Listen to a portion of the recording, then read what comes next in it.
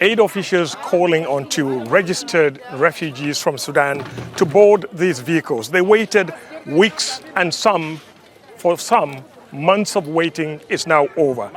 460 Sudanese refugees are boarding vehicles now to move to a more permanent camp from this holding camp here in Tinay. It's a holding camp of 3,000 people. And we understand that on a daily basis, there are 50 families that continue to arrive in this camp and several other camps on the border with Sudan, here in Chad, in search of help from international and humanitarian organizations. There are thousands of refugees trying to access this area, but first they must cross rebel-held areas or RSF-held areas in Sudan.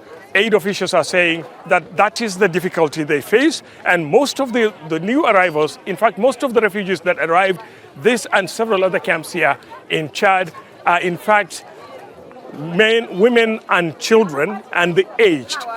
We see only a very few number of young people arriving in this camp and several other camps around Chad. Now, aid officials are saying that they have prepared aid relief and materials for 120,000. But the concern is that as soon as transport or logistics are available to several thousands of refugees who are trapped inside Sudan, they may not be able to deal with the problem at hand because they will be overwhelmed with the number of refugees that are trying to leave Sudan simply because the situation is still shaky in Sudan. Fighting still continues in certain areas, and rebels or RSF fighters have cut off a large chunk of these areas and trapped several civilians in those areas. Ahmed, Idris, Al Jazeera, Tinay on the Chad-Sudan border.